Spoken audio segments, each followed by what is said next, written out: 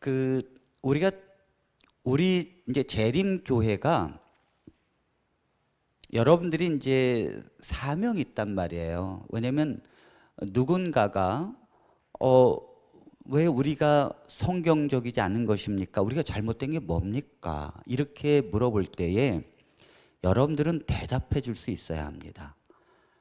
저는 상록교회 가서 깜짝 놀랐어요. 거기는 모든 교인들이 어떤 신천지, 안산홍, 심지어 안실교회 누가 얘기를 해도 대답할 수 있는 훈련을 시키더라고요. 제가 도전을 받았고, 우리 교회도 그렇게 해야 되겠다. 그래서 이제 나눠주는 것이고, 나중에는 이거에 대해서 우리가 서로 또 성경 공부를 또 해보는 그런 시간을 갖도록 합니다. 우리가 교회가 태동되어졌을 때 1844년 정도에 미국의 상황을 여러분 이해하셔야 합니다. 미국이 그때가 어느 때인가 하면 여러분 서부 영화 보면 그 어떤 마을에 이렇게 딱 말 타고 가면 그 다음에 바람이 샥 불고 사람들이 나와가지고 이렇게 쳐다보잖아요. 그 다음에 이제 총잡이가 딱 들어가잖아요. 그리고는 그 어느 동네를 할지라도 술집이 있어요. 술집이 딱 들어가면 여러분들 그 서부 영화를 제 얘기를 듣고 이제 자세히 보세요. 거기에 피아노가 딱 있습니다. 그러니까 피아노가 교회에 들어오는데 200년 걸렸어요. 왜냐면 피아노가 술집에 있는 걸 왜 들어오느냐. 술집에 있는 게 어떻게 교회로 들어올 수 있느냐. 그래서 서부 영화에 보면 이제 술집으로 딱 들어가면 옹기종기 모여서 이제 술을 마시고 있고요. 그 다음에 반드시 여자가 있습니다. 예, 여자가 있고요. 그 다음에 반드시 2층 집으로 되어 있어요. 왜냐면 이제 화이트 부인이 극장에 가지 마라. 그게 거기예요.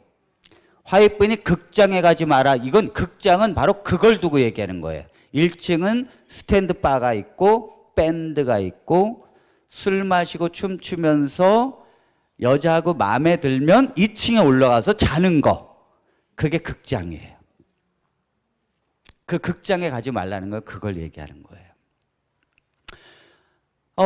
그렇게 그런 시절에 성경을 1844년 10월 20일에 온다고 외친 거죠. 얼마나 성경에 무지했는가 하면 여러분 이 성경이 2000년 예수님께서 돌아가시고 2000년이 흘렀어도 이곳이 이렇게 드러난 것은 얼마 전입니다.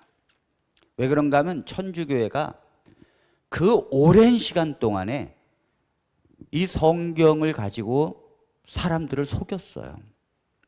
그래서 백성들에게는 성경을 읽히지 않았습니다. 라틴어로만 탁 돼 있고 라틴어는 글자도 성도들은 몰랐어요.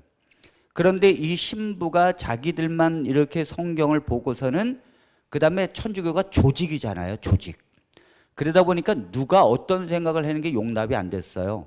그냥 위에 교황서부터 조직으로 움직이기 때문에 백성들을 좌지우지할 수 있었고 백성들은 성경도 모르는 채 돈을 주고 면죄부를 판매해서 죄를 사하는 줄만 알았고 마르틴 루터는 천주교회가 잘못돼 가고 있는 것을 95개나 발견하고는 반박문을 비텐베르크 성당 위에 뿌린 거지요. 그 뒤로 그럼 마르틴 루터도 성경의 박사인가? 아니요. 마르틴 루터는 믿음으로 구원을 받는다는 걸 깨달았어요. 그리고는 야고보서는 지푸라기 서신이라 그래가지고 번역도 안 했어요. 성경에서 뺐다고요. 왜? 거기는 행함이 없는 믿음은 죽은 믿음이라 이렇게 나오니까 믿음으로 구원받는데 이건 또 무슨 소리냐 이해가 안 되는 거죠. 그래서 그걸 번역에서도 빼고 성경에서도 뺐단 말이에요. 나중에 다른 사람들이 그걸 번역하고 한 거지 루터는 그렇게 깨달았어도 성경을 전면적으로 이해를 못했단 말이에요. 그렇게 성경에 무지한 시대가 오다가 요즘처럼 이 성경이 밝게 드러난 때는 세상에 없었어요. 요즘처럼.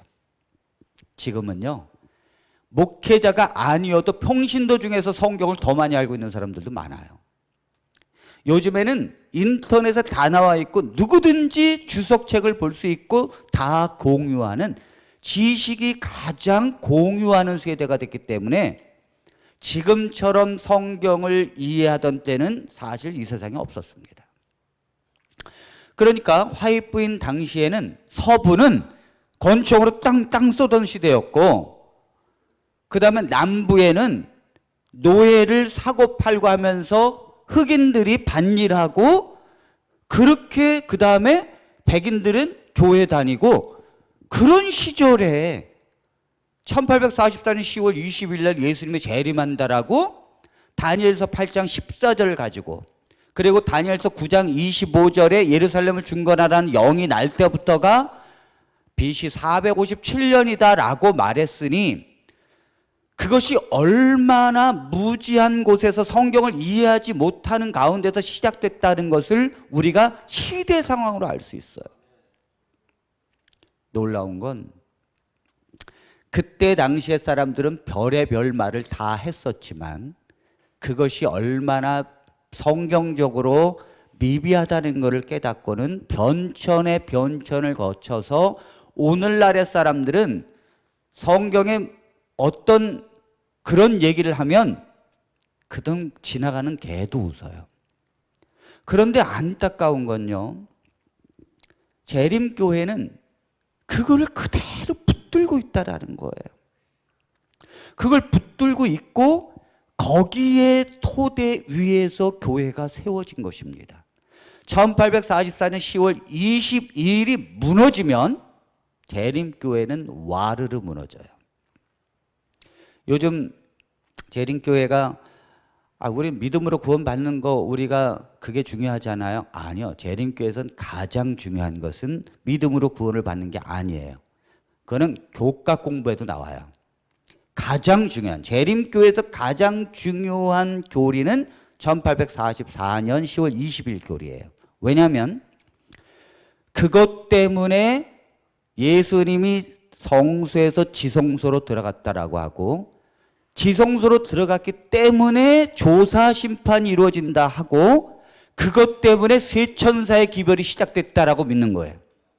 만일 1844년 10월 20일이 무너지면요, 조사 심판도 무너지게 되고 예수님이 성소에서 지성소로 들어간 것도 다 무너지고요, 또 하나는 쇠천사의 기별도 다 무너지고 요한계시록이 다 무너집니다. 1월 유업령, 짐승의 뼈 다 무너지는 거예요. 그러니까 이 1844년을 붙들지 않으면, 이게 무너지면 교단이 우르르 무너진다는 것을 목사님들은 알아요.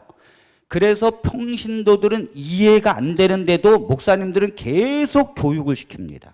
평신도들한테 그것이 성경적으로 맞다라고 하면서. 결국 성도들은 정확히 물어보면 대답 못합니다. 왜? 1844년 10월 22일을 끄집어낸 다니엘서 8장 14절, 성소가 2300주야가 지나야 성소가 정결케 된다는 그 말이 왜 BC 457년을 잡아야 되는지, 그리고 왜 그 구절이 다니엘서 9장 25절에 70일에 시작하는 점, 예루살렘을 중건하라는 영이 날 때부터 시작되는 70일의 시작이 왜 2300주야의 시작이 되는지 신학자들에게 물어봐도 대답 못합니다. 그건 제가 정확히 기억하는 것이 신기현 목사님께서 가르쳐주고 있었어요. 제가 다 학교 다닐 때. 신기현 목사님께서 마레가 어떻고 뭐가 어떻고 막 설명하시면서 71회의 시작점이 BC 457년으로 잡으면서 그게 2300주야의 시작점이 같이 시작된다 그랬어요. 제가 질문했습니다. 목사님, 분명히 다니엘서 8장과 9장은 전혀 연관성이 없는 것인데, 제가 신학교 다닐 때부터 그랬어요.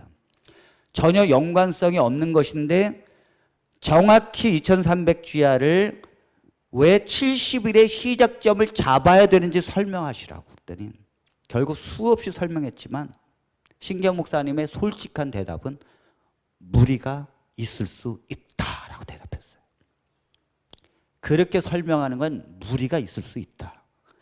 그러니까 이것이 안 되는 거를 설명하자니 얼마나 복잡하겠습니까? 그러니까 성경은요, 초등학교 3학년만 돼도 이해할 수 있는 거예요. 다니엘서 8장 14절은 숫 염소와 숫 양과 숫 염소에 관한 이상이에요. 다시 말해서 헬라 시대의 마지막에 성소가 더럽혀지게 될 것이고 2300일이 지나면 다시 회복될 것이라고 하는 아주 간단한 예언입니다. 그리고 다니엘서 9장의 내용은 70일의 내용은 이제 포로로 끌려가서 70년이 지났는데 이제 돌아가게 될 텐데 그 돌아가는 시점이 예루살렘을 중건하라는 영이 날 때부터 시작된다는 거예요.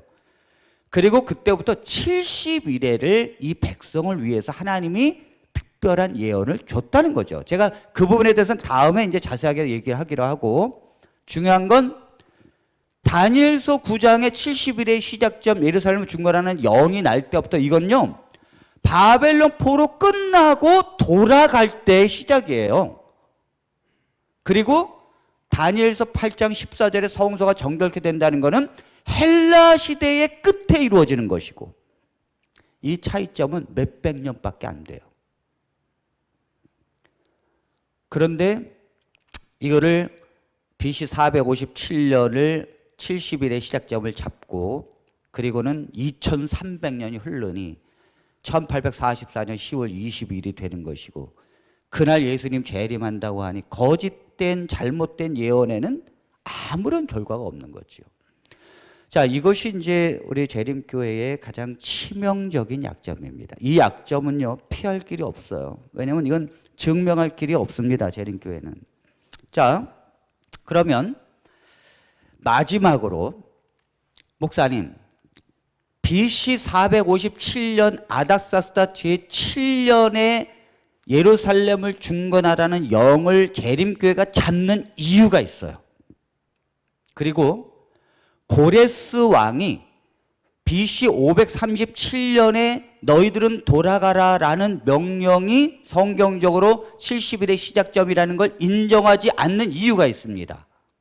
원래는 고레스가 명령한 BC 537년이 정확한 70일의 시작점이에요. 그런데 재림교회가 이걸 인정하지 않는 이유는 뭐냐면 다니엘서 9장 25절에 예루살렘을 중건하라는 영이 날 때부터다. 그런데 고레스는 예루살렘을 중건하라고 말하지 않고 예루살렘 성전을 중건하라고 말했기 때문이다.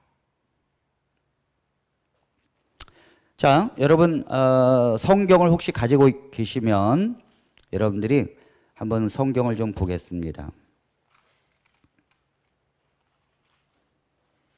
어디를 보시는가 하면 에스라 1장. 자, 에스라 1장. 에스라 1장.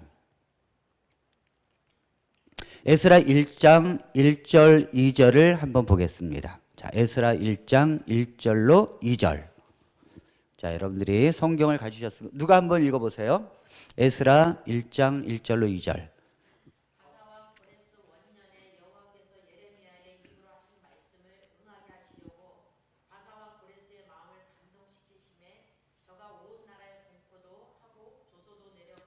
네, 잠깐만요. 자, 바사왕 고레스 원년에 여호와께서 예레미야에게 하신 말씀을 이루게 한다 그랬어요. 예레미야가 뭐라 그랬는데요? 70년이 되면 바벨론에서 돌아가게 될 것이다. 이걸 예레미야가 예언했단 말이에요.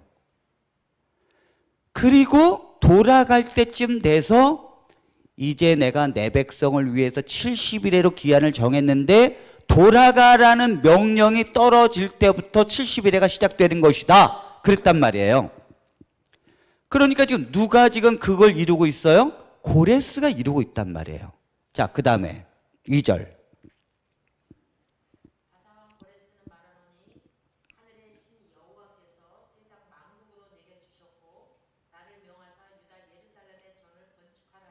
아, 유다 예루살렘에 뭐를 건축해달라 했다고요? 전이라 그랬잖아요. 그러니까 재림교회는 여기 고레스는 성전을 건축하라고 했지 예루살렘 성을 건축하라 그러지 않았다. 다니엘서 9장 25절에는 분명히 예루살렘을 건축하라 그랬다. 자, 다니엘서 9장 25절을 한번 보세요. 다니엘서 9장 25절. 그러므로 너는 이것을 알고 깨닫도록 하여라. 예루살렘을 재건하라는 명령이 내릴 때부터 기름 부음을 받은 지극히 거룩한 자, 곧 왕이 오기까지는 70일의 가운데서 7예와 60. 네, 자, 거기에 보면 예루살렘을 중건하라는 영이에요. 그러니까 여기 고레스는 에스라 1장 2절에 보면은 예루살렘 성전을 중건해라고 한 사람이다. 예루살렘을 중건하라고 한 사람이 아니다. 이렇게 재림교회가 말하는 거죠. 이해가 되십니까? 이해가 되십니까? 네. 성경은 70일의 시작점이 예루살렘을 중건하라는 영이 날 때부터라 그랬는데 고레스는 예루살렘 성전을 중건하라고 명령했기 때문에 고레스는 해당이 안 된다. 이렇게 믿고 있는 것입니다. 근데 여러분, 저를 잠깐만 보세요. 성전이 뭐냐면 예루살렘이 있고 거기에 한 군데에 성전이 있었단 말입니다. 그러면 성전을 건축하라는 말은 예루살렘을 건축하라, 중건하라는 말과 같은 말이에요. 왜 그런가 하면 이스라엘 백성들이 어떻게 살았는가 하면 이 성전을 건축하는데 이 사마리아 사람들과 이방 사람들이 방해를 하잖아요. 그래서 어떻게 했는가 하면 성전을 건축하면서 성벽을 같이 건축했어요. 왜? 성벽을 건축하지 않으면 사람들이 밤에 쳐들어와 가지고 예루살렘 무너뜨리니까. 그 성전을 무너뜨리니까. 이게 하루에 된 게 아니잖아요. 조금씩 쌓아야 되는데 방해가 워낙 많으니까 예루살렘의 성전을 건축하면서 동시에 성벽을 쌓았다고요. 그래서 밤에는 성벽에서 지키고 있었고요. 낮에는 성전을 짓고 있었어요. 아니, 예루살렘 성전을 지으라는 것은 예루살렘을 회복하라고 하는 것과 같은 의미고 성경에는 성전만 회복한 게 아니라는 것이 나옵니다. 그리고 또 하나는 성경에 보면 고레스에게 뭐라고 예언했는가 하면 이사야 44장 28절을 보세요. 이사야 44장 28절.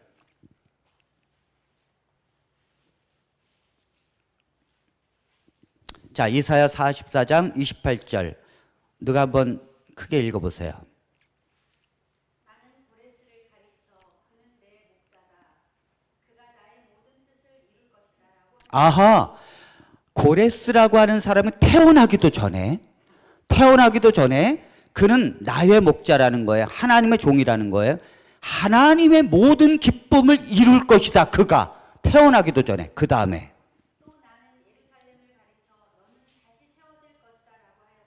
아, 예루살렘에 대하여 다시 세워지리라 할 것이다. 여기 개역성경에 뭐라 했어요? 예루살렘에 대하여는 중건되리라 하며 나오지요? 그 다음에 성전에 대하여는 기초가 놓여지게 될 것이다. 고레스가 예루살렘을 중건하라고 명할 뿐만 아니라 성전도 세울 것이다라고 예언했잖아요. 성경에 이걸 예언한 사람은 고레스밖에 없어요. 성경에 뭐 다리오가 그렇게 할 것이다, 아니면 아닥사스다 왕이 그렇게 할 것이다, 성경에 전혀 예언한 바가 없는데 고레스가 그 일을 이룰 것이라는 건 성경의 예언에 여러 번 나와요.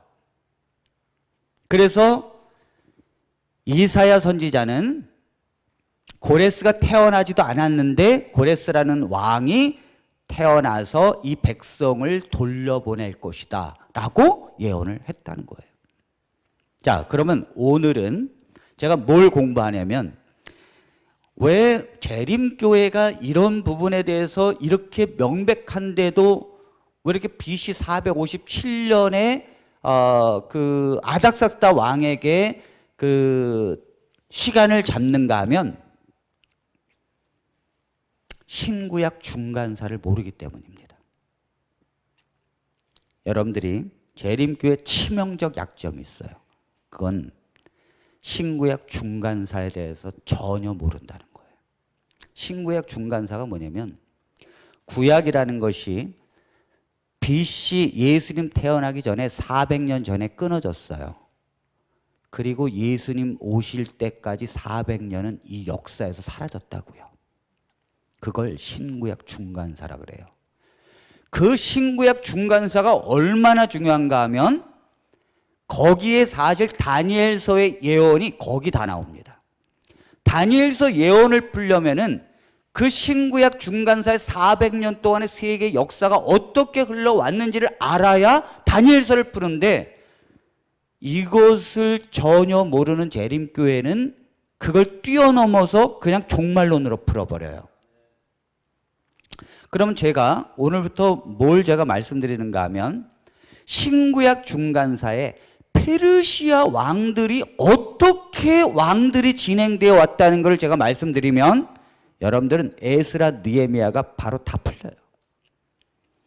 에스라 느헤미야 보면 굉장히 복잡합니다. 아니 뭘 방해했다가 뭘 명령했다가 뭐 아닥사스다 왕이 뭐 캄비세스가 어떻게 됐다가 수도 없이 나오는데, 제가 설명한 거를 한번 신구약 중간사의 그 역사를 제가 말씀드린 걸 잘 이해하면 그냥 그 내용들이 저절로 풀려져요. 그리고는 엉뚱한 말 하는 게 얼마나 성경을 모르고 역사를 모르는지를 알게 됩니다. 자, 그럼 첫 번째, 여러분들은 오늘 고레스 왕에서부터 다리오 왕까지 4대에 걸쳐서 왕위가 이루어졌다는 걸 배우게 될 것입니다. 여러분들이 반드시 알아야 돼요. 자, 성경에 먼저 고레스 그러면 이 고레스라고 하는 사람은 페르시아의 왕이에요. 그런데 바벨론을 정복하려니까 힘이 없으니까 자기 외삼촌이자 장인어른인 다리오, 그건 메대 왕이거든요. 그래서 이 두 나라가 연합해서 바벨론을 친 거예요. 그리고는 이 고레스라는 사람은 젊기 때문에 장인어른이자 외삼촌이 되는 이 다리오 왕을 왕위에 올려놓고 자기는 정복전쟁을 계속해서 나갔단 말이에요. 그때 다리오 왕 장인어른의 나이가 62세. 62세면 많은 거예요, 적은 거예요?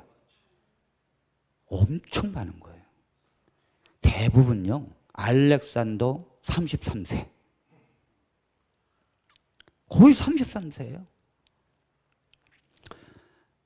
옛날에 그 한갑잔치 하면은 엄청 대단했죠. 그렇게 오래 산다고 해가지고 이제 한갑잔치를 하잖아요. 그러니까 62세 되면 거의 이제 연약한데, 뭐냐면 고레스라고 하는 이 사위가 정복전쟁을 끝내야 되기 때문에 이 바벨론을 정복하고 나서 왕위로 딱 올렸는데, 이 다리오 왕이 딱 왕이 돼가지고는 너무 이게 많으니까 큰 땅덩어리 3개를 총리 셋을 뽑았어요. 그리고 총리들이 다스리게 했단 말이에요. 그 중에 한 사람이 누구예요? 다니엘이라고요. 그래서 다니엘을 사자굴에 넣는 것은 다니엘서 6장에 나오는 그 왕이 누구예요? 그게 다리오 왕이라고요. 자, 그리고 나서 이제 고레스가 정복을 하고 나서 1년 뒤에 돌아왔습니다. 그리고 나서 다리오 왕이 고레스에게 왕위를 당연히 뭐예요? 왜? 나는 나이도 많고 이제 네가 다스려야 된다. 그래서 이제 물려주지요. 그래서 이 고레스가 얼마나, 여러분들이 오늘 이제 말씀을 들으면 얼마나 고레스를 존경하는지 모릅니다. 세계사를 읽어보면요, 고레스가 다 나옵니다. 정말 존경한 인물로 나오는데, 이 고레스는 신사적이고 정이 많은 사람이에요. 지혜가 있고, 고레스는 여러 사람들의 임무를, 그러니까 그걸 뭐라 그랬죠? 사람의 그 복이 있는 거, 인복이 있어요. 그래서 이 고레스가 딱 돌아왔더니 첫 번째로 다리오 왕이 무슨 말을 해주는가 하면 작년에 있었던 사자굴 사건을 얘기해 주고요. 그 다음에 에레미야서를 딱 고레스에게 보여줬더니 거기에 이스라엘 백성들이 70년 만에 하나님이 그들을 다시 돌아가게 하겠다는 예언서를 봤어요. 아하. 근데 그게 뭐예요? 다 작거든요. 또 놀라운 것은 이사야서를 보고 깜짝 놀랐어요. 고레스가. 이사야서에 보니까 내가 태어나기도 전에 150년 전에 내 이름이 기록되어 있는 거예요. 고레스라고 하는 사람이 태어나게 될 것이고 하나님이 그에게 힘을 주어서 전쟁에서 승리하게 할 것이다. 이게 예언이 되어 있는 거예요. 그리고 그가 마침내 내 백성을 돌려보낼 것이다. 이게 예언되어 있는 거예요.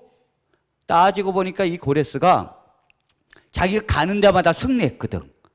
근데 이렇게 승리한 이유를 몰랐어요. 왜 이렇게 정복이 잘 되지? 나중에 알고 보니까 성경에 하나님이 그를 그렇게 힘을 주어서 승리하게 하고 또 승리하게 할 것이다 예언되어 있거든요. 그리고는 고레스를 감동시킨다 그랬어요. 그러니까 이 고레스가 감동이 오는 거예요. 첫 번째 다니엘을 통해서 감동을 받아. 이사야 선지자를 통해서 하나님께서 나를 태어나게 해주셨다는 놀라운 축복, 또 나를 이렇게 이기게 해서 정복하게 한 건 다 하나님의 은혜라. 그러므로 내가 이 백성을 돌려보내지 않으면 하나님의 예언을 이루지 못하는 거잖아요. 그래서 고레스는 깊은 감동을 받고 백성을 돌려보냅니다. 대단한 거예요. 돌려보내면서 너희들은 너희들의 성전을 짓고 너희들의 예루살렘 성을 재건하라. 그 말은 뭐예요? 나라를 다시 세우라는 거죠. 아멘입니까? 제 말을 못 믿겠으면요, 역사책을 보세요. 세계사를. 저는요, 청계천에 가가지고 제가 이제 새 거는 돈을 못 사서 맨날 우리 재림교회 목사님 또 우리 교수님들이 가르쳐 주는데 이게 너무 폭이 좁거든요. 맨날 똑같은 얘기하고. 제가 그래서 이걸 좀 정확히 알아야겠다. 그래서 제가 청계천에 가서 로마의 역사 시리즈로 뭐 그 10권짜리, 그 다음에 뭐 페르시아 이런 것들을 제가 다 그냥 싸요. 청계천 가면 시리즈로 이만큼 얻어도 그냥 한 5만 원이면 됩니다. 제가 그걸 다 확인을 해봤어요. 그리고는 깜짝 놀랐습니다.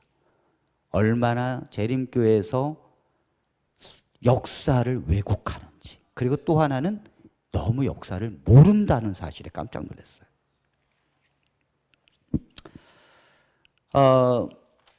신계훈 목사님께서 어둠이 빛을 이기지 못하더라 거기에서 408페이지에 보면 아닥사스다 왕 BC 457년을 잡아야 되는 이유를 이렇게 설명합니다. 기원전 457년에 내린 아닥사스다 왕 제7년의 조서이다. 지금까지의 조서 가운데 가장 긴 내용의 조서가 주어졌는데 이때 상당수의 유대인의 귀환이 허락되었으며 이미 재건된 성전 봉사에 필요한 자재 공급과 함께 예루살렘 자치권이 부여되는 특별한 내용이었다. 자, 이거 뭐라 그랬어요? 다시요. 이미 재건된 성전 봉사에 필요한 자재 공급과 예루살렘 자치권이 부여되는 특별한 내용이었다. 이 말은 지금 예루살렘이 맞춰졌다는 거예요? 시작한다는 말입니까? 맞춰졌다는 말이에요. 그런데 다니엘서 9장 25절에 예루살렘의 성이 중건하라는 명령이 내릴 때부터 시작한다 그랬죠. 아닥사스다 왕은요, 맞춰졌을 때를 설명하잖아요. 신규 목사님도 이미 성전이 끝났다고 얘기하잖아요. 근데 어떻게 예루살렘 성이 중건하라는 영이 날 때부터 시작하라고 했는데 어떻게 끝날 때를 잡습니까? 조금만 보면 이해할 수 있는 부분이고 말이 안 된다는 걸 알 수가 있습니다. 자, 그래서 고레스가 그렇게 하다가 백성들이 이제 돌아가서 성전을 짓고 성벽을 쌓기 시작했어요. 그런데 고레스가 오래 살았으면 얼마나 좋았을까요? 문제는 고레스가 죽은 게 문제야. 고레스가 만일 끝까지 살았더라면 예루살렘 성전과 성벽은 빨리 완성될까요? 안 될까요? 빨리 되지요. 문제는요, 고레스가 죽었어요. 이 고레스가 죽고 난 뒤에 누가 왕이 됐는가 하면 캄비세스라고 하는 사람이 왕이 되었습니다. 캄비세스. 이 사람은 아하수에로라고 하는 왕이에요. 아하수에로. 성경에 보면요, 캄비세스라고 얘기하면 얘기하고 아하수에로 그렇게 얘기하면 얘기했지 왜 이랬다 저랬다 하냐. 그건 뭐냐면 어떤 건 히브리식 발음, 어떤 건 헬라식 발음, 어떤 건 그 나라의 발음 이렇게 막 섞여져 있어서 그래요. 그래서 성경과 세계사를 정확하게 같이 비교해 봐서 성경에서 이렇게 말하는 건 이 왕을 두고 얘기하는 거구나 이렇게 세계사를 보고 이해를 해야 합니다. 그냥 성경만 보고 해다가는 똑같은 이름이 너무 많아요. 여러분 미국에서 제일 많은 이름이 뭔지 아세요?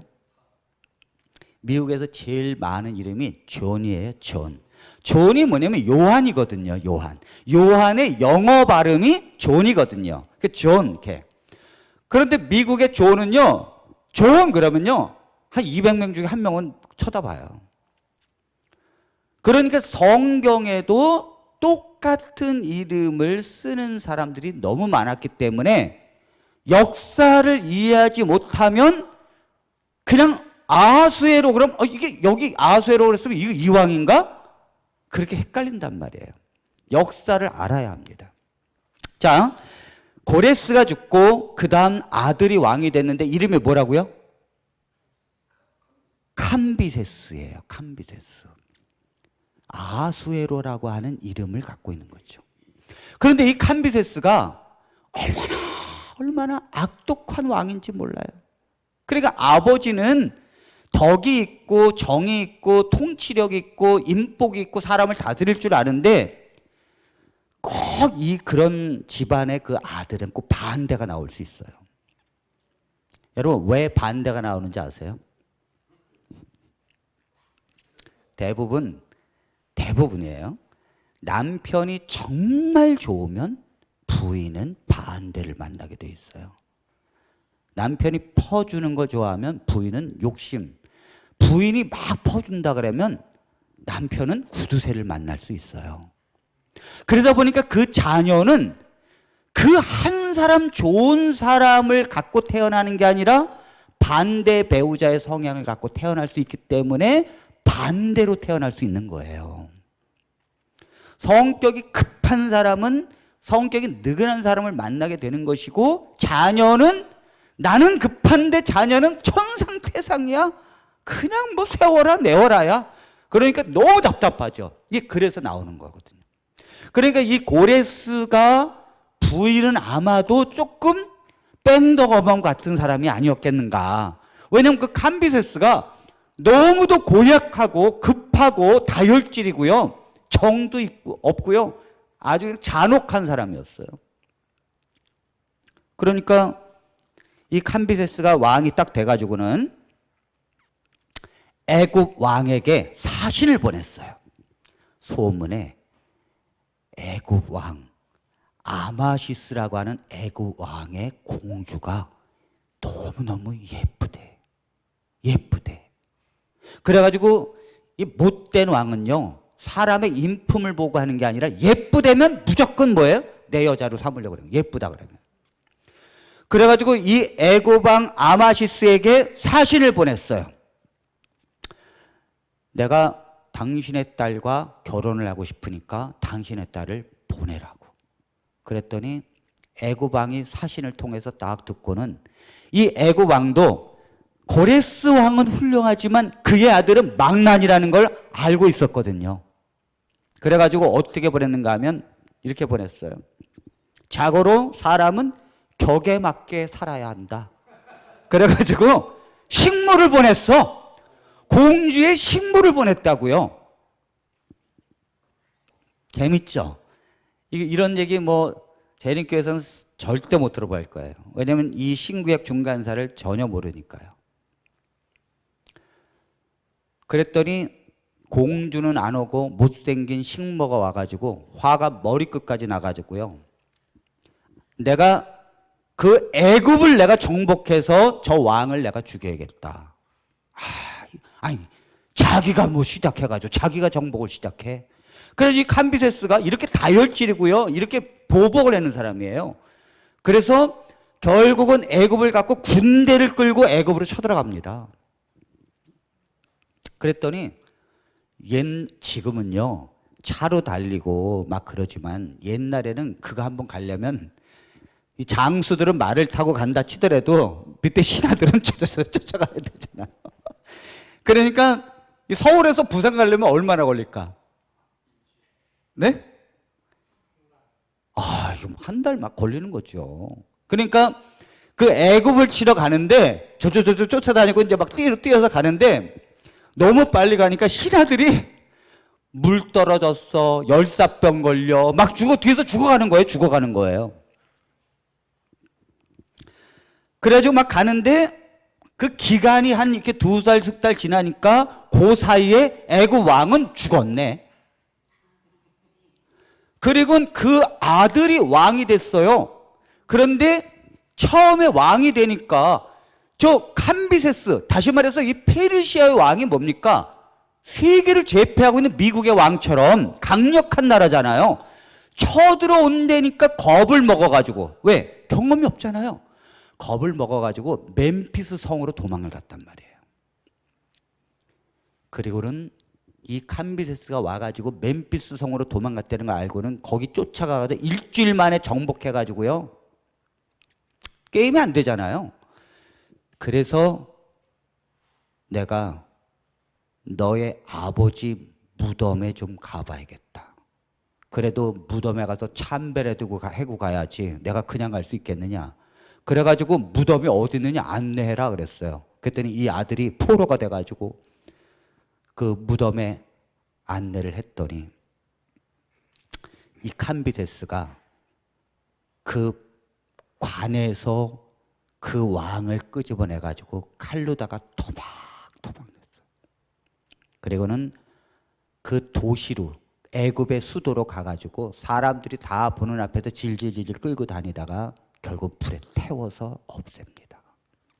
이곳이 애굽과 페르시아의 철천지 원수가 되는 계기가 된 거예요. 이런 걸 이해해야 돼요. 그래서 성경에 캄비세스 그러면 여러분들이 좋은 왕, 나쁜 왕, 나쁜 왕. 고레스 그러면 좋은 왕. 이게 머리에 익숙해져야 돼요.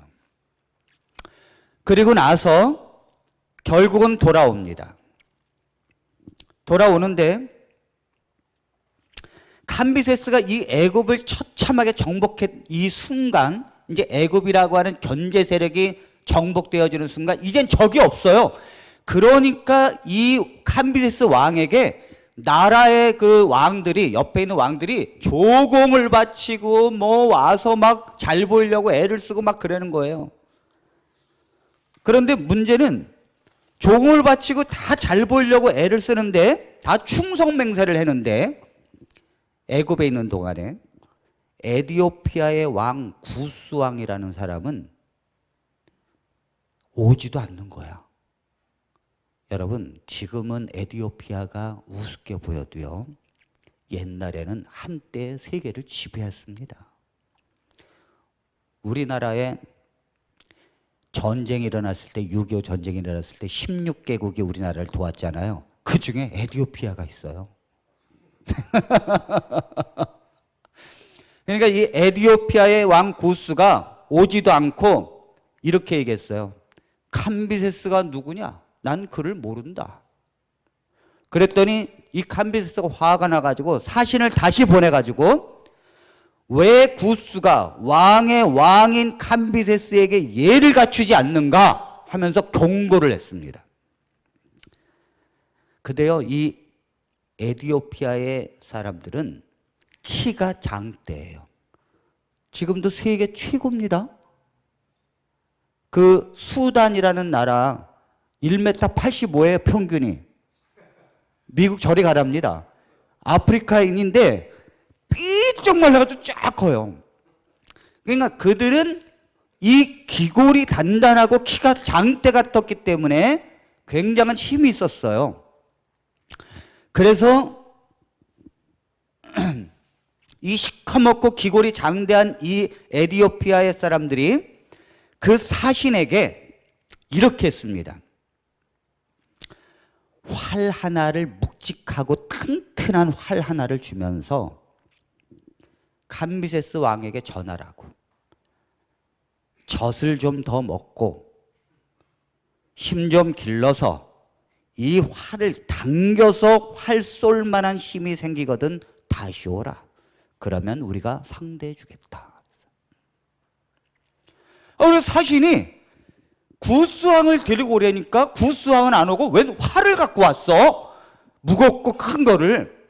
그랬더니 그 사신이 얘기하는 거죠. 구스왕이 젖을 좀 더 먹고 오랍니다. 그리고 이 활을 주면서 이 활을 땡겨서 쏠 만한 힘이 있거든 내가 상대해 주겠다 하면서 좀 더 크고 오랍니다. 그랬다니까 얼마나 화가 났어요. 그래가지고 그럼 활이 뭐냐 하면서 갖고 와보라고. 그래가지고 이 활을 딱 잡고요, 이걸 땡기려고 하니까 아이고 이거 왜 끔찍도 안 하는 거. 이게 이 줄이 끔찍도 안 하는 거예요. 그 구스 사람들은 이걸 이렇게 해서 활을 쏘는데 신하들이 다 보는 앞에서 이게 활이 안 땡겨지는 거예요. 그때 캄비세스의 동생이, 그러니까 고레스의 둘째 아들이죠. 캄비세스의 동생 스메르디스가, 적을 필요 없어요. 제가 다 여기 나눠줍니다. 스메르디스가, 아니 형님, 아니 그런 못된 활이 와가지고 형님을 괴롭힙니까? 아니 얼마나 세길래 그랬어요? 줘보세요 하면서 땡기니까요, 이 쉽게 땡겨지는 거예요. 이게 신하들이 보는 앞에서 형 왕 앞에 동생이 이게 땡겨지니까 이 형이 왕이 캄비세스가 그 순간 얼마나 당황했을까요? 그래가지고 이 속에 이 동생을 그대로 두면 이거 신하들이 동생의 힘을 믿고서 나를 죽이고 동생이 왕이 되겠구나. 그래가지고 그때부터 동생을 죽일 생각을 하는 거예요. 그러니까 얼마나 안 좋은 왕입니까? 그래서 이 캄비세스가 뭐라는가 하면, 내가 안 되겠다, 저 에디오피아의 구스를 당장 죽이러 내가 가야겠다. 그러면서 정복하러 내일 아침에 떠나자고 그랬어요. 그랬더니 스메르디스가, 동생이, 참 동생이 똑똑해요. 그러니까 동생이 왕이 됐어야 되는데 동생이, 형님, 아니 전쟁을 어떻게 이렇게 성급하게 합니까? 정말 전쟁을 하려면 정탐꾼을 보내서 가는 길에 오아시스가 어디에 있는지, 가다가 물은 어디에서 공급받을 수 있고 또 얼마만큼 떨어져 있는지, 또 그쪽의 전력은 어떤지 상황을 판단하고 나서 전쟁을 해야지 무조건 내일 출발하자 그러면 됩니까? 그렇게 경솔하게 해서는 안 됩니다. 충고를 했습니다. 그랬더니 캄비세스 왕이 자, 이런 충고를 하면요 왕이 좀 들어야 되는데 뭐라 그랬냐면 내가 간다면 가는 것이다 그랬어요. 그래가지고 뭔 말이 그렇게 많으냐 하면서 고집을 피웠습니다. 그리고는 이 왕이 뭐냐면 동생에게 우리가 저 페르시아의 궁궐을 떠난 지가 너무 오래됐으니까 저 궁궐을 비워서는 안 되니까 너는 궁궐로 가 있으라. 나는 에디오피아의 구스를 죽이고 와야겠다. 그리고는 동생 스메르디스를 고국으로 돌아가게 해놓고 킬러를 보냈어요. 아니 다윗도 그랬는데 캄비세스가 못하겠습니까? 그리고는 돌아가다가 사막에서 킬러를 보내가지고 동생을 사막에서 죽이고 묻어버립니다. 이런 걸 알아야 돼요. 왜? 왜 이걸 알아야 되죠? 성경에 캄비세스가 나오거든요. 성경에 나오거든요. 스메르디스가 나오거든요. 근데 우리는 이걸 전혀 모르는 거예요. 그리고 결국은 가는데 너무도 성급하게 가니까 이 백성들이 가다 보니까 물도 없어요. 그러니까 일사병으로 백성들이 죽는데 데베라고 하는 곳에 도착했을 때 이미 신하들이 반이 죽었어. 아니 3분의 1이 죽었어요. 일사병으로 죽고 모두 죽고 해서 다 죽었어요. 그래가지고 여동생이 거기서 데베에서 왕이요 이렇게 이 신하들을 다 죽게 해고서 무리하게 이렇게 가다가는 다 죽습니다. 그래가지고 조언을 했더니 이 여동생을 때려 죽였어요. 캄비세스가. 그러니까 자기 동생들을 뭐예요? 다 죽인 거예요. 그러니까 성경에 캄비세스, 아하수에로 그러면 좋은 왕이에요? 나쁜 왕이에요? 나쁜 왕이에요. 그리고 나서 그 데베에서 다시 에디오피아 구스를 죽이려고 출발하려고 했을 때 저쪽에서 말이 탁탁탁탁탁탁 오는 거예요. 이게 누군가 하면 왕궁에서 보낸 그 왜 사신이에요. 왕궁에서 왕의 명령을 전달하는 거 있잖아요.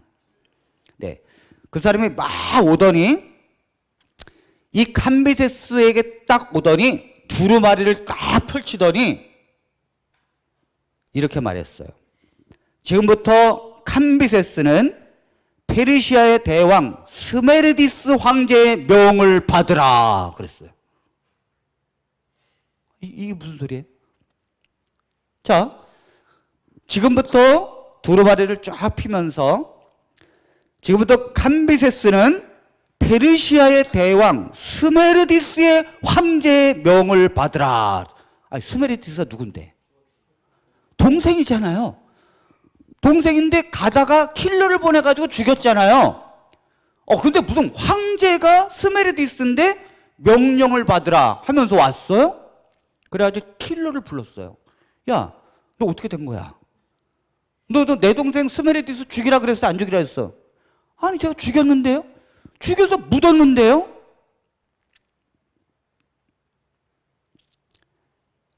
죽여서 묻었는데 어떻게 페르시아의 왕이 스메르디스가 캄비세스가 떠나온 사이에 거기 왕이 섰냐 이거죠.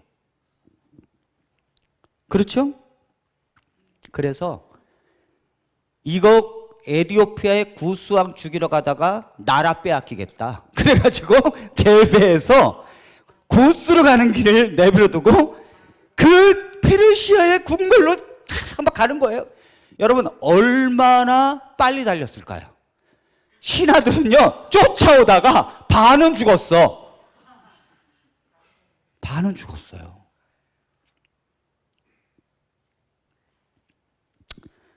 그래가지고 이 따라오지 못하는 이 군사들을 향해서 아침에 또 일찍 일어나가지고 빨리 일어나라고 혼자 말에 타가지고 칼을 뽑아서 빨리 일어나라고 출발해야 된다고 그러면서 칼을 칼집에 집어넣다가 말이 갑자기 뛰는 바람에 허벅지를 찔렀어요.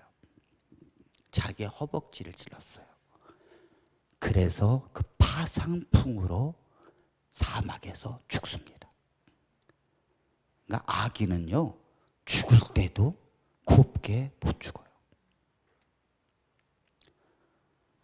그 역사에 다 나와요. 그래서 파상풍 걸려서 죽었는데 저쪽엔 스메리디스가 왕이라 그랬고 여긴 감비세스가 죽었어. 그러니까 이 나라가 얼마나 혼란 가운데 빠질 거예요. 그런데 이 감비세스를 따르는 주위의 모사가 7명이 있었어요. 이 7명의 모사라는 게 뭐예요? 그 여러분 그 왜 사극 드라마 이렇게 보면 그 왕건 같은 데 보면은 그 옆에 항상 그 지혜를 갖고 말하는 사람 있죠. 항상 이 사람이 나라를 다 좌지우지 하잖아요. 그런데 이 캄비세스에게는 모사가 몇 명 있었는가 하면 7명이 있었어요. 그러니까 이 모사가 이렇게 많았으면 이 캄비세스가 모사의 말만 들어도 멸망하지 않았을 텐데 이 모사의 말을 듣지 않았어요. 이 모사들은요, 캄비세스 왕을 떠나고 싶었지만 떠나지 못했어요. 왜 그런가 하면 다 고레스의 친구들이니까. 고레스가 워낙 인품이 좋고 워낙 사람들을 함께 했기 때문에 고레스와 함께 전쟁에서 늘 고레스를 따르던 그 노장들이 고레스가 죽을 때 내 아들을 지켜달라고, 그래서 7명이 떠나지 않고 모사가 다 자리를 지키고 있었어요. 그때 이 7명의 모사들이 반란이 일어난 건가? 아니, 스메리디스는 죽었다고 했는데 어떻게 스메리디스가 왕이 됐는가? 그런데 이 모사들은 고레스 때부터 그 왕궁의 사람들을 알고 있었잖아요. 그래서 돌아왔는데 원래 모사들은요, 왕의 침실 외에는 다 들어갈 수 있어요. 어디든지. 왕의 침실만 아니고 다 들어갈 수 있어요. 궁궐 어디에도.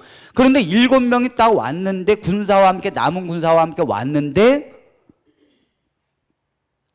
딱 집에다가 군사들을 다 그 배치해 놓고 집에서 못 나가게 하는 거예요.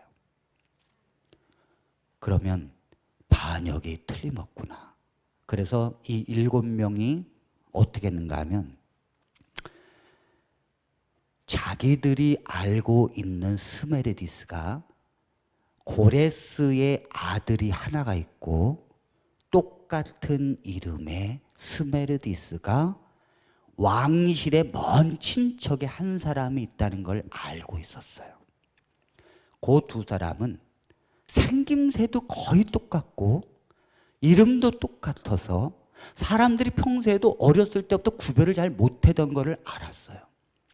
그래서 어떻게 했는가 하면, 그런데 차이점이 있었어요. 뭐냐면 원래의 고레스의 왕의 아들인 스메르디스는 귀가 정상인데 그 스메르디스, 가짜 스메르디스, 그 먼 친척의 그 사람은 귀 한쪽에 귓볼이 없었거든요. 그래서 이 모사의 예쁜 딸을 하나 선택해서 내가 황제에게 가까이 가서 황제의 귀를 확인하라고. 진짜 고레스의 아들 스메르디스가 죽지 않고 왕이 됐는지 아니면 똑같은 이름의 다른 사람이 왕으로 됐는지를 확인하라고. 그랬더니 이 모사의 딸이 이제 예쁘게 차려갖고 왕을 어떻게 해가지고 가까이 가서 보니까 귓볼이 하나가 없는 거예요. 이거는 뭐예요? 고레스의 둘째 아들이 아니고, 둘째 아들은 거기서 죽었고, 죽었다는 이 틈을 이용해서 가짜 스메르디스가 그 틈을 이용해서 반역을 해서 왕위에 오른 것입니다.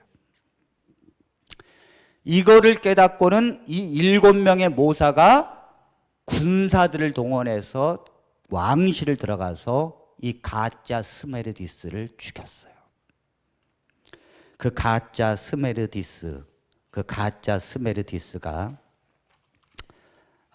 아닥사스다입니다. 아닥사스다. 자, 물론 이 아닥사스다와 아닥사스다 제7년 이건 다른 거예요. 자, 성경은 제가 항상 뭐냐면 똑같은 이름을 쓴다 그랬어요. 그래서 세계사하고 반드시 비교를 해야 된다 그랬어요. 세계사에 어떤 일이 있었고 그걸 성경이 어떻게 이야기하는지. 요 아닥사스다, 요건 아닥세스세르라고도 합니다. 요 사람은 가짜 스메르디스예요. 요 사람이 2개월 동안 왕을 해요. 2개월. 그러니까 왕이 된 지 2개월 만에 죽은 거예요. 그리고는 이 7명의 모사가 이제 왕이 없잖아요. 그래서 한 사람이 누가 통치할 것인가, 아니면 이 7명이 집단으로 이 나라의 제국을 통치할 것인가에 대한 고민이 생겼어요. 그러자 그래도 여러분, 알렉산더가 죽었을 때 아들이 없으니까 4명의 장수가 다스렸잖아요. 그런 것처럼 이 페르시아가 마지막에 멸망할 때에 7장수가 남았을 때에 7의 그 모사가 남았을 때 한 명이 왕을 이룰 것이냐, 아니면 7의 모사가 연합해서 이 나라를 다스릴 거냐 그랬을 때 여러분 중에 뭐가 더 좋은 것 같아요? 한 명을 세우자 그래서 한 명을. 그럼 누가 세우느냐? 누가 왕이 되느냐? 내일 아침에 해돋는 대로 말을 타고 달려서 제일 첫 번째 이 말이 잉 하면서 우면 거기에 탄 사람이 왕이다 그랬어요. 그게 우리가 볼 때는 무슨 뭐 동화 같은 얘기 나오지만 그때는 그 달리다가 그 소리 내는 게 어떤 그 주인과 어떤 굉장히 그 승리의 쾌감을 느낄 때 그런 소리를 낸다고 이제 그렇게 얘기를 하더라고요. 그래서 이 7명이 다 동이 트는데 말을 달리는 거예요. 막 말 달리는데 가다가 한 말이 소리를 잉 이렇게 냈어요. 그 소리를 듣자마자 6명이 말에서 딱 내리더니 다리우스 왕이요. 그게 다리오 왕이에요. 다리오 왕.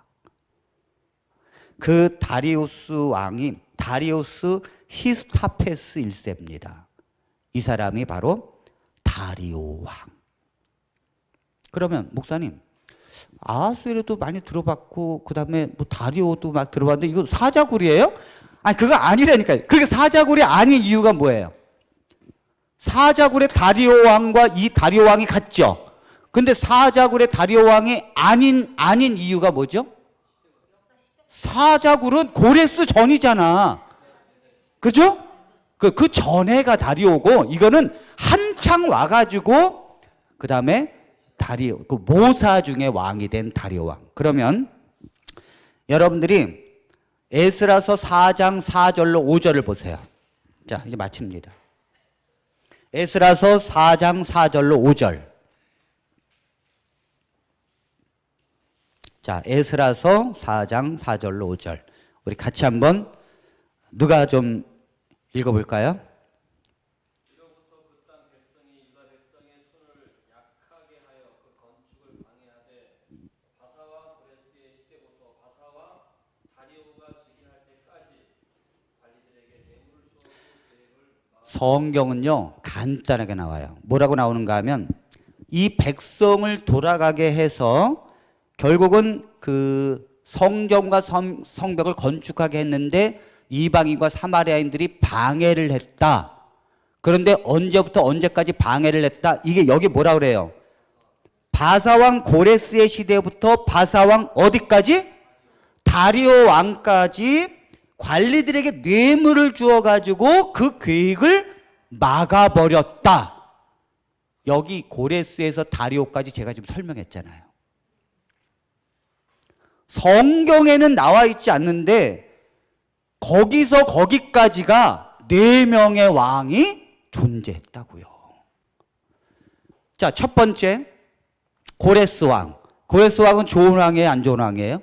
너무 좋아요. 너무 인품도 좋고 감동도 받고 사람을 긍휼적일 줄 알고 오래 살아야 되는데 그러니까 잘 보세요. 이 왕이 다 돌아가라 그랬단 말이에요. 그래서 너희들 성전도 짓고 성벽도 지어라 그랬단 말이에요. 그런데 그 아들 캄비세스라고 하는 왕이 나오니까 이게 제대로 돼야 안 돼. 그러니까 사마리아인과 이방인들이 뇌물을 줘가지고 방해해 주십시오 하니까 뭐예요? 뇌물이 통하는 거잖아요. 이해되나요? 뇌물이 통하잖아요. 그 다음 더 성경에 나오거든요. 제가 다음 시간에 할 거. 그 다음 왕 누구예요? 가짜 스메르디스. 이 사람은 자격도 안 되고 이건 기회주의자야.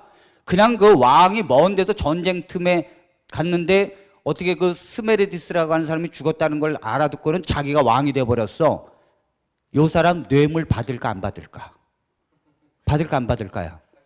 당연히 받죠. 성경에 뇌물 받고 방해했다고 나와요. 그 왕이.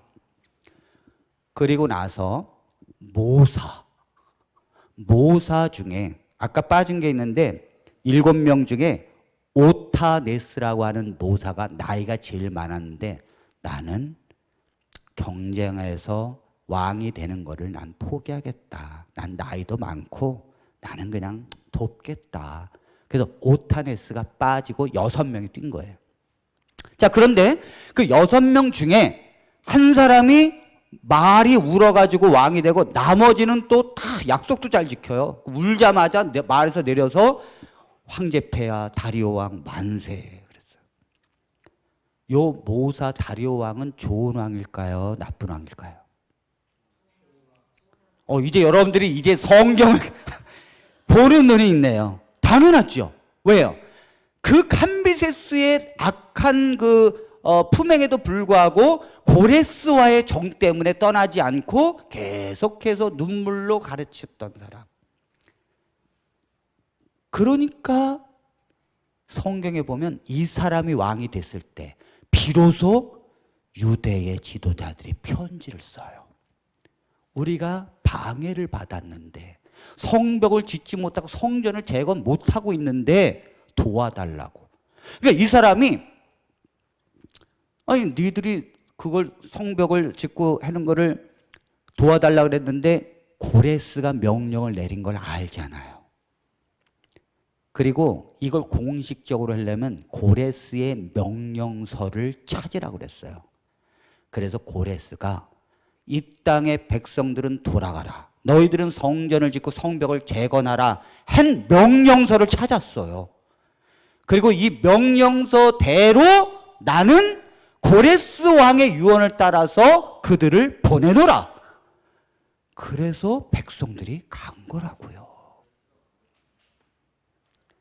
이러한 신구약 중간사에 놀라운 것들이 있습니다. 이런 걸 이해하게 되면 아닥사스다 제7년 457년이 결코 예루살렘을 중건하라는 영이 내린 때가 아니라는 걸 알게 돼요. 그리고 이 일을 이룬 건 고레스 왕이었다라는 걸 알게 됩니다. 자, 여러분들 오늘 여기까지 하겠는데요.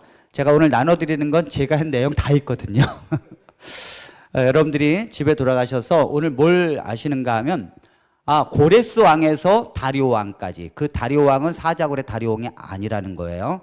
아까 에스라 4장 4절 5절에 있는 그 짧은 한 구절 고레스에서 다리오 왕까지 사이에 어려움이 있었다는 거 그거를 설명을 한 것입니다. 여러분들이 이거를 반드시 집에서 확인하고 또 확인해서 다음 시간에는 그 나머지 내용을 할 거니까 이걸 이해해야 그걸 이해할 수 있습니다. 여러분들은 성경을 보는 눈이 터질 것이고 성경에 얼마나 하나님께서 이 백성들을 사랑하시는지를 알게 될 것입니다. 여러분들에게 축복 있게 되기를 바라면서 말씀을 마칩니다.